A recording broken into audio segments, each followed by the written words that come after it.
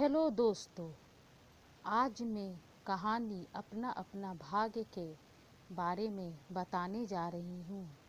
अपना अपना भाग्य कहानी के लेखक जनेंद्र कुमार हैं।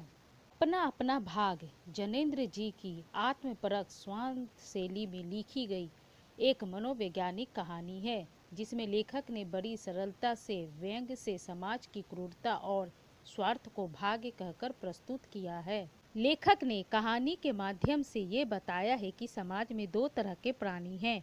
एक तो वकील साहब जैसे हृदयहीन और दूसरे लेखक के मित्र के समान, जिनके हृदय में दया है परंतु अपने उत्तरदायित्व का निर्वाह नहीं करना चाहते हैं। एक बार लेखक और उनके मित्र नैनीताल घूमने गए। वहाँ एक दिन वे पर्वत के प्राकृतिक सौंदर्य का आनंद लेते हुए विविध वर्णों वाले बादलों से ढके आकाश को एकटक निहार रहे थे।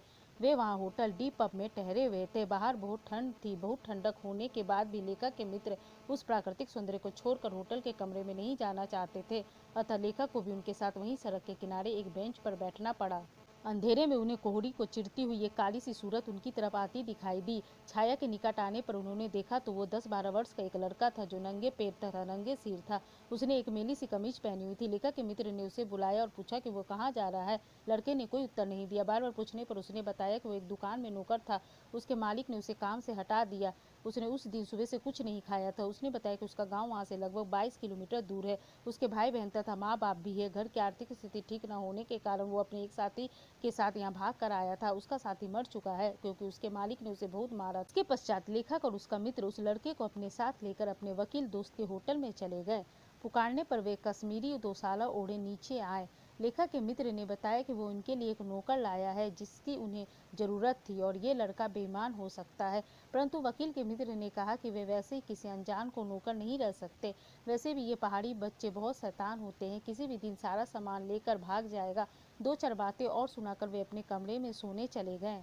हवा बड़ी ठंडी चल रही थी। मित्र ने कहा कि उस लड़के के पास बहुत कम कपड़े हैं। तो लेखक ने उत्तर दिया कि पहले अपनी चिंता करो, फिर दूसरों के विषय में सोचना। दूसरे दिन उन्हें नैनीताल से वापस लौटते समय खबर मिली कि एक 10-12 वर्ष के बालक की मृत्यु ठंड लगने से हुई है।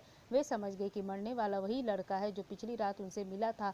बालक के मृत शरीर पर बर्फ की पतली सी चादर सी ढक गई थी। ऐसा लग रहा था कि मनुष्य ने सही प्रकृति ने मानो उस बालक को कफन से ढक दिया हो। लेखक ने लड़के के बारे में विचार किया कि अपना अपना भाग्य और ये सोचकर संतोष कर लिया। कहानी का उद्देश्य। प्रस्तुत कहानी के माध्यम से लेखक समाज के लोगों के बीच जो असमानता है उसे दर्शाना चाहता है। एक तरफ तो धनी वर्ग है जो अपना जीवन यापन अच्छी तरह से करते हैं। दूसरी तरफ अत्यधिक गरीब वर्ग है जो छोटे छोटे काम करके जैसे तैसे अपना गुजारा करते हैं।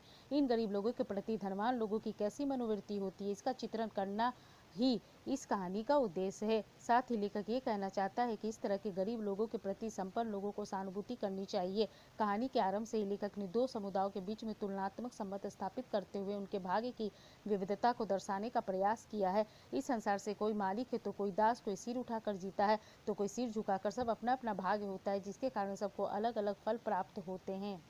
अगर आपको मेरी वीडियो अच्छी लगी हो तो इसे ज़रूर सब्सक्राइब करके लाइक और शेयर करिएगा।